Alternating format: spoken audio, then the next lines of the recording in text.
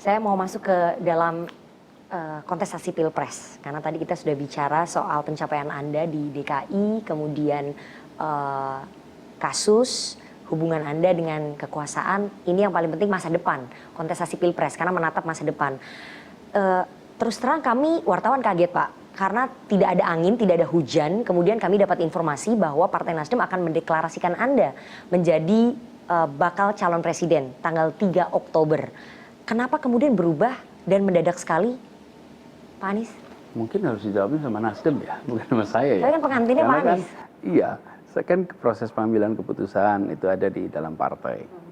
Saya menghormati sekali proses yang terjadi dalam partai politik. Dan saya berkali-kali mengatakan, Pak kapan deklarasi, kapan ini, saya bilang, saya ini adalah gubernur yang sedang menjalankan tugasnya di Jakarta.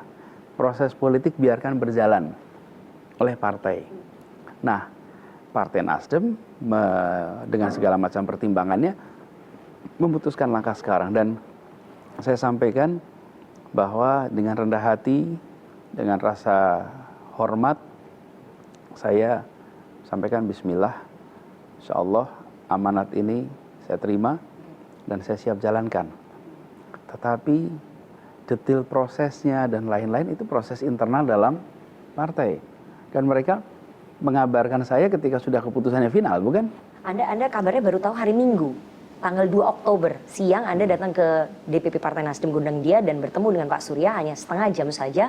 Di situ Anda diberitahu bahwa Nasdem akan mendeklarasikan Anda, itu betul? Lengkap betul nah, informasi. Nggak, kita pengen tahu background ya, meskipun sudah ada deklarasinya, tapi kami harus tahu. Betul nggak Pak? Betul. Jadi dalam waktu setengah jam itu, Pak Surya meminta kesediaan Anda untuk menjadi calon presiden. Sebentar. Okay. Ya. Setengah jam itu kan hari Minggu ya, gitu. Tapi kalau diskusi kan ya bukan setengah jam itu saja kan. Tapi finalnya jadi, dari Minggu. Selama ini kan juga kita berinteraksi. Saya pun berinteraksi dengan para pemimpin partai lain. Para tokoh-tokoh partai berdiskusi, bertukar pikiran, itu berjalan terus selama ini. Jadi saya menaruh hormat kepada Pak Surya Paloh.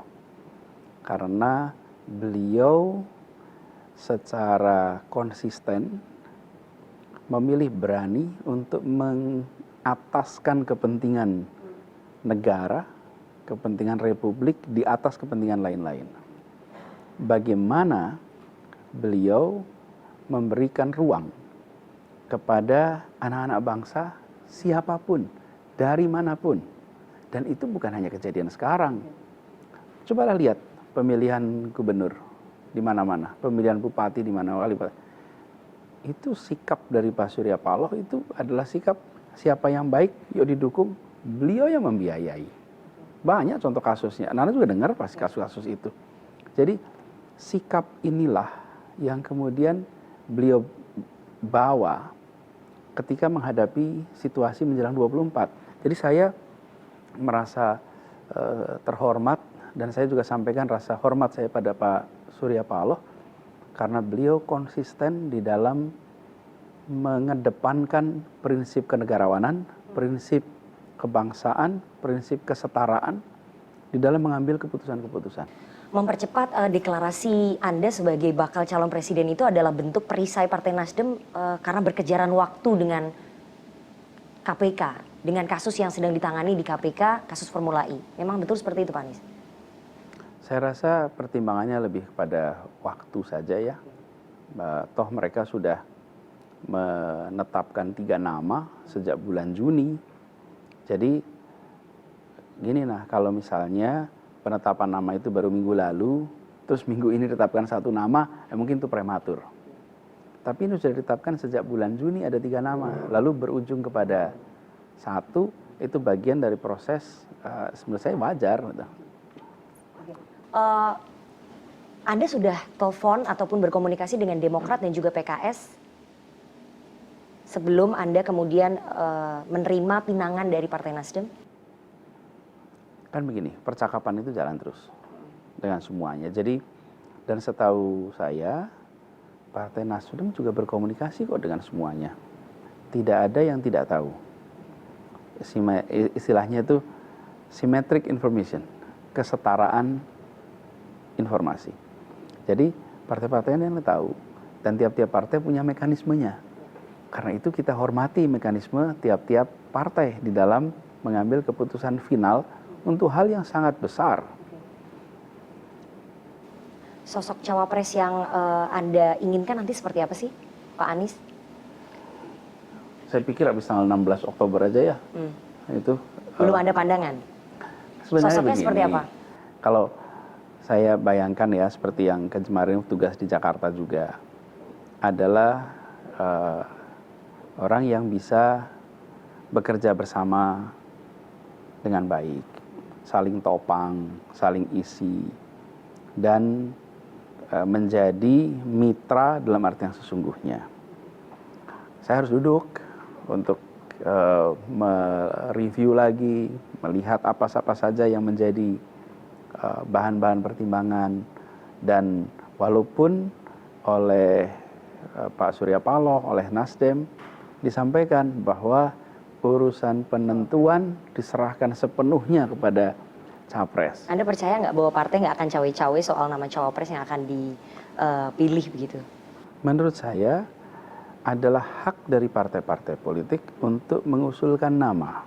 Adalah hak dari organisasi manapun untuk mengusulkan nama. Tidak ada yang salah. Kalau ada ketua RT mengusulin, Pak, usulnya nggak ada yang larang juga. Jadi kita juga nggak larang. Tapi menurut saya yang penting adalah siapa yang mengambil keputusan akhir. Itulah yang kunci. Tentang usulan kan boleh dari mana saja. Tetapi kenyataan bahwa keputusan final diserahkan pada capres, itulah yang tadi saya sebut sebagai sikap kenegarawanan. Terakhir Pak, saya harus tanya, tadi Pak Surya mengatakan bahwa terserah Anda kalau Anda mau masuk ke partai atau tidak. Pertanyaannya, Anies Baswedan akan masuk partai nggak? Ini lagi-lagi sikap kenegarawanan nih dari Bang Surya. Dan itu memang jawaban yang benar. Tapi Pak Anies sendiri Jawaban yang benar. Begini, berpikir saya untuk terus masuk lihat. partai. Beliau mengatakan tidak mengharuskan, tapi juga tidak mau melarang. Oke?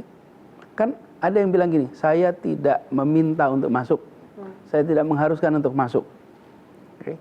Ini beliau mengatakan tidak mengharuskan masuk dan tidak melarang untuk masuk. Jadi sekarang ini saya jalani dulu tugas ini sekarang. Saya sedang dapat tugas untuk menjadi calon presiden. Tapi saya bilang tadi, saya ini masih tugas di Jakarta Pak, sampai 16. Izinkan sampai 16 itu saya full masih terus ngurus Jakarta.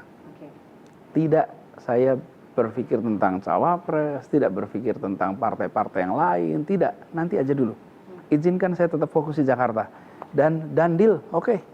Pokoknya sampai 16 Oktober, saya masih terus menjalankan tugas sebagai gubernur, dan segala urusan yang terkait dengan pemilihan presiden tahun 2024 akan diselenggarakan pada tempo sesudah 16 Oktober. Oke, jadi 16 Oktober kita ketemu lagi untuk bertanya ke Pak Anies Tanggal 16 kriteria lah. cawapres seperti apa, kemudian warna partai ataupun jaket warna partai yang akan dipilih itu seperti apa warnanya. Kasih waktu dikit. Jadi setelah tanggal 16 akan terjawab banyak teka-teki ya tentang perjalanan politik Insya seorang Allah. Anies Baswedan.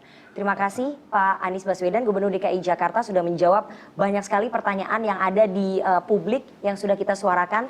Semoga perjalanan politiknya ke depan lancar. Tadi Anda katakan bahwa tantangannya semakin banyak dan semoga Anda bisa melalui berbagai macam tantangan itu. Terima kasih sekali atas waktunya kepada CNN Indonesia Political Show, Pak Anies. Sama-sama. Terima kasih. Terima kasih.